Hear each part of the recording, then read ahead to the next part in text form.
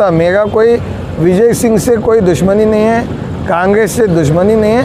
हकीकत जो मिलना था उनका फैमिली पे अन्याय हो गया। ये एमएलए आए, हर एक गली में एक रोड, पूरा तालुके में एक चेक कराओ, मीडिया से और गवर्नमेंट से एक रोड, एक कोई बिल्डिंग 100% सर्टिफाइड कराओ कि ये अच्छा क्वालिटी का है। एक बोलेंगे तो मैं पूरा राजनीति छोड़ देता हूँ, क्योंकि नारायण राव साहब कईयों से नेताओं को घर में हार के सो गए, सो नेताओं को ला के लीडर बनाए, एमएलए बनाए, एमएलसी बनाए, एमपी बनाए। उनका हाथ कभी भी गरीबों के साथ और कांग्रेस के साथ था।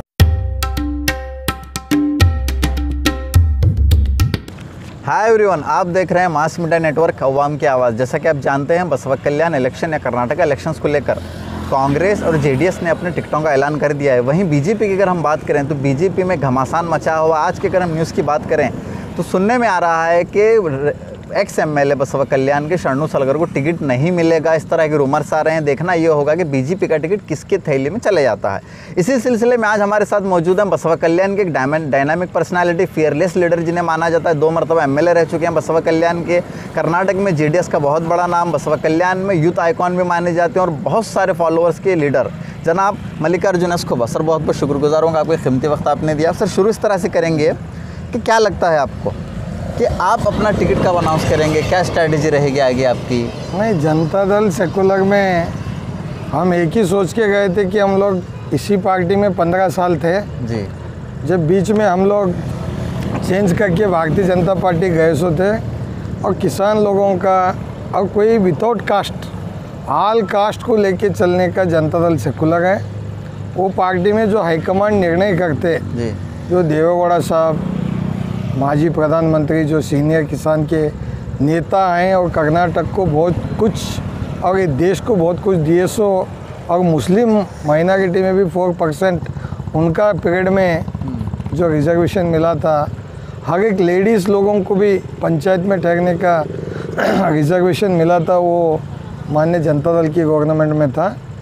कुमारस्वामी साहब जो चीफ मिनिस्टर थे, अभी उनका पंचरत्न का जो प्रोग्राम है, साथ साथ जो उन्होंने किसान लोगों का जो लोन माफ़ करने का काम बोलो, एडमिनिस्ट्रेशन में बोलो, हर एक ओल्ड एज पेंशन में जो उनको ज़्यादा करके दिए सो बोलो, ग्राम वास्तव्य करके सुवर्ण ग्राम जो एक एक खेड़े को 1-1 करोड़ रुपए देने का जो स्कीम निकाले, वो कुमारस्वामी साहब बहुत कुछ काम करे सो है।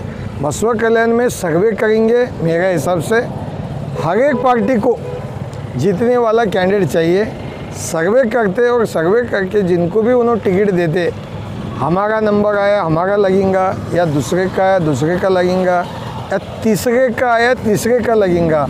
हम जो देवेगौड़ा साहब जो हमारे को आदेश देंगे हाईकमांड, उसके ऊपर हम यानी कि मल्लिकार्जुन एस खोबा हाईकमांड पे डिपेंड करेंगे, जो ऑर्डर रहेगा उस तरह करेंगे। बात करेंगे कांग्रेस टिकट की। कल कांग्रेस का टिकट अनाउंस हो गया, विजय सिंह, धर्म सिंह को टिकट मिला है। क्या कहते हैं, क्या व्यूज़ हैं आपके उसके बारे में? मेरा एक ही मानना है, बसवा कल्याण में एक बी नारायण राव जी बहुत अच्छे नेता, बिना एमएलए के बसवा कल्याण के लिए लीडर होकर काम करे सो नेता थे।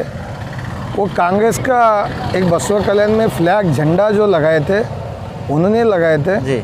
और कहीं दुख भी होता है हमको कि वो भी इंसान डे नाइट गरीबों का और बसवा कल्याण का सेवा करना चाहते थे। कोविड में हमको छोड़ के चले गए, लेकिन डेवलपमेंट माइंडेड थे। वो कास्ट एक कास्ट उन्होंने भी नहीं सोचते थे। लेकिन मेरे हिसाब से कभी भी चुनाव में किसी को टिकट देते तो 5 साल में एक बार इलेक्शन आता, तो जो आदमी हारता तो उसको दूसरी बार चांस देते। लेकिन इन्होंने एक कांग्रेस के होते हुए सीनियर लीडर, उनका जान ही दे दिया पार्टी के लिए, पब्लिक के लिए।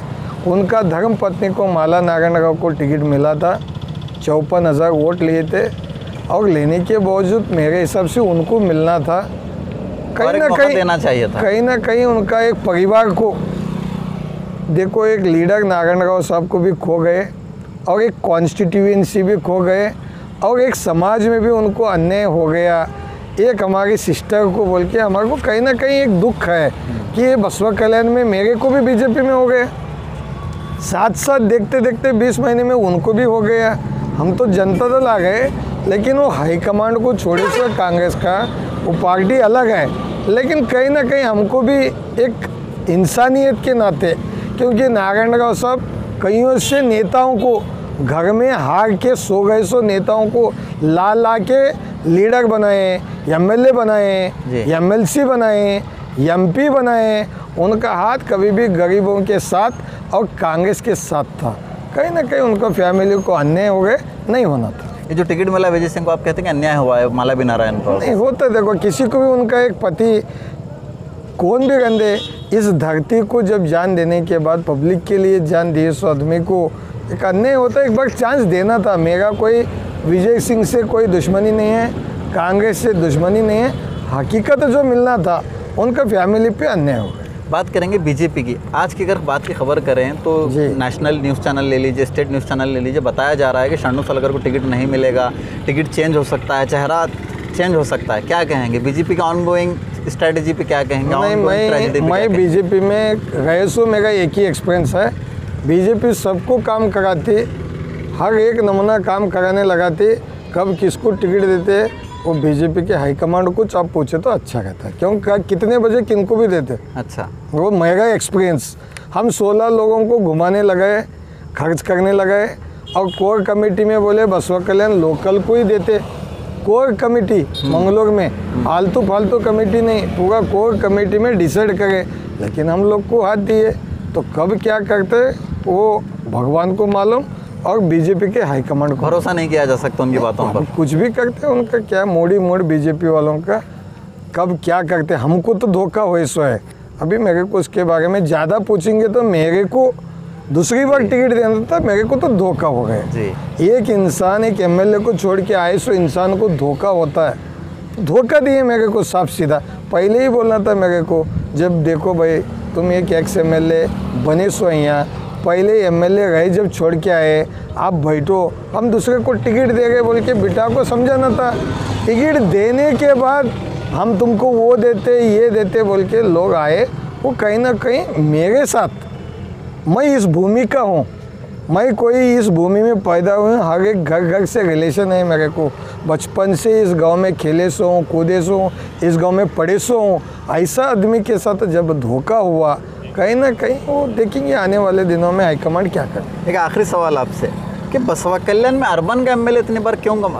अगर 67 से, अगर 60 से अब तक की बात करें तो सिर्फ 3 अर्बन एमएलए हैं, यानी सिटी के बसवा कल्याण के। एक है अन्नापूर्णा बाई, एक है सिद्धरामप्पा खोबा, और एक है मल्लिकार्जुन एस खोबा। ये 3 एमएलए हैं जो अर्बन से हैं। बात कमी कहाँ है कि लोगों में यहाँ पे क्षमता नहीं है, या फिर यहाँ पे जो टैलेंट नहीं देखा गया? वजह क्या लगती है आपको? नहीं, बसवा कल्याण जो भूमि है, शरणा का भूमि है, यहाँ टोटली काय कवे कैलासा, जो बसवण्णा जी ने बोले, काम करे तो बिल्कुल हमारे को कैलाश मिलता है। तो बिजनेस माइंडेड लोग इतना दिन से आए सो है, अभी अभी अवेक हो गए। अभी लोगों को ये समझ में आया कि हर एक आदमी पॉलिटिक्स में आना, पॉलिटिक्स से क्या फ़ायदा है गांव को, और सब लोग इकट्ठा होके एक समाज को, एक लीडर को सपोर्ट करेंगे। उस समाज में एकता गया तो समाज को क्या बेनिफिट होता है, और पूरे लोग मिलके गांव के बारे में जो विचार रखते, और कोई पार्टी को कंडीशन करके हमारा डेवलपमेंट के ऊपर ये करना, हमारे इस एरिया में डेवलपमेंट करना, हमारे लोगों को साथ देना जो बोलते, वो अभी अवेयर हो गए। आने वाले दिनों में मेरे को लगता है कि बसवा कल्याण सिटी से भी आपको अभी 2-3 कैंडिडेट तैयार हो गए, वो अभी ठहरने वाले थे जी, लेकिन उनको ये बाहर वाले आ गए ना। जब बाहर वाले आने के बाद यहाँ के लोगों को ऐसा हालत बनाए कि लीडर नहीं बनना, जो लीडर लोग बाहर से आते, जैसे कि कौन आया बाहर? अभी तो जितने भी लीडर आ गए वो बाहर से आए। मैं ये बोल रहा हूँ वोटर भी बाहर से लाना बसवा कल्याण को। अच्छा, हाँ, जब उन्होंने आते साथ में वोटर भी लाना, जैसे गाड़ी भी लेके आते, साथ में पूरा आदमी भी बिठा को ला गए वहाँ से, तो वोटर भी वहाँ से लाना। यहाँ के लोगों में क्वालिटी है, यहाँ के लोगों में प्यार है, यहाँ के लोग सोचेंगे, सब सोच के आने वाले दिनों में हर एक पार्टी में एक लोकल बोल की हवा है। देखेंगे क्या होता है। बसवा कल्याण की जनता बहुत होशियार है, और जो भी विचार रख के भाईचारे का विचार रख के मदद करेंगे, ये मेरा विचार है। जनाब एक्स एमएलए मल्लिकार्जुन खड़गे जो हमसे बात कर रहे हैं, अगर आखिरी वगैरह जनता से कोई मैसेज देना चाहें तो मैं एक ही बोलूँगा जनता को हाथ जोड़ के, ये बसवा कल्याण के जो भी लोग रहेंगे हमारी कॉन्स्टिट्यूएंसी के, जिला पंचायत बोलो, सीएमसी बोलो, एमएलए बोलो, और यहाँ से कोई एमपी बनना चाहता है तो भी यहाँ के लोग कौन सी भी पार्टी के कंधे आगे आना चाहिए। नहीं बोले तो बसवा कल्याण के लोग सिर्फ झमकनी, हमारे पास झमकनी बोले तो वो बिछाते ना सतरंजी, अच्छा। सतरंजी उठाने का काम करना पड़ता है। इस गांव के लोग, हर एक पार्टी वाला बाहर से आते हैं। फ्यूचर इस तरह फ्यूचर में हर एक यहाँ आते हैं, वोटर आईडी कर लेते, एक घर ले लेते सब लोग, और एक गाड़ी भी बोलते हैं। अभी आजकल एक चल रहा है K32 और K56, उन्होंने भी यहाँ गाड़ी लेके रजिस्ट्रेशन कर लेते हैं, उसका नंबर K56 डाल लेते हैं। हम भी 56 नहीं बोलते, लेकिन जो फैमिली रिलेशन है हर एक आदमी का, बाबा बड़े बड़े खानदान है बसवा कल्याण में, वो खानदान कैसा है, हर एक समाज के लोग कैसा बसवा कल्याण में थे, बसवा कल्याण का tree, family tree, business tree, हर एक के बारे में जानकारी रहना। आज अधिकार में सब लोग यहाँ से आते, दो चीज़ होता है, एक पॉलिटिकल सोशल सर्विस, एक पॉलिटिकल बिजनेस होता है। अब जो भी आगे बसवा कल्याण को जैन क्या है, पॉलिटिकल बिजनेस, पैसे ले और काम करो, कमाने के लिए आ रहे हैं, सिर्फ कमाने के लिए।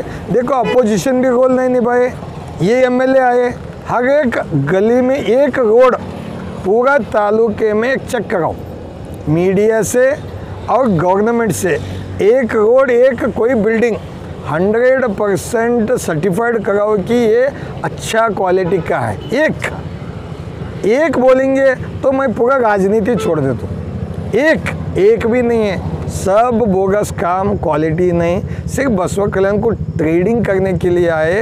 हमारा लोगों को एक ही जागृत करना चाहते हैं कि बसवा कल्याण के लोग जागृत होना, हमको क्या मिल रहा है और उन्होंने कहाँ से ला गए, डेवलपमेंट में क्या मिल रहा है, हर एक सेक्टर में क्या मिल रहा है। और कहीं भी आगे सिर्फ पैसे दे गए वोट ले गए, पैसे दे गए वोट ले गए, तो ये पॉलिटिकल बिजनेस हो गया।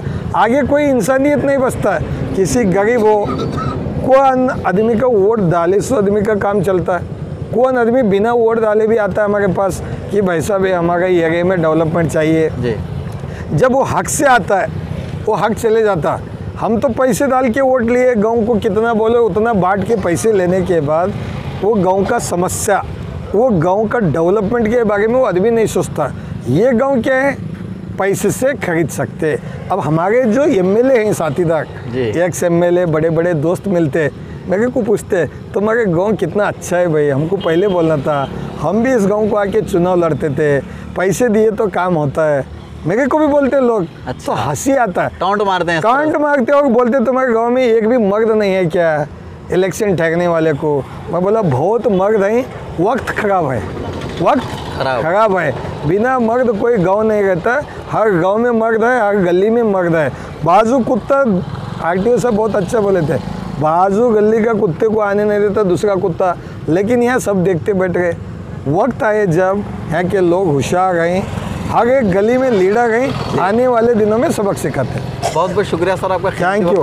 पूरा बसवा कल्याण की जनता को एक ही बोलूँगा, जागृत हो जाओ। आप जो भी सोचो, हर बसवा कल्याण का विकास और बसवा कल्याण का जो धरती के लोग हैं, इस भूमि के लोग हैं, उनके बारे में विचार करके डिसीजन लो बोल के मेरी रिक्वेस्ट। इसी तरह की खबरों के लिए बने रहिए हमारे साथ और देखते रहिए मास मीडिया नेटवर्क, अवाम की आवाज़।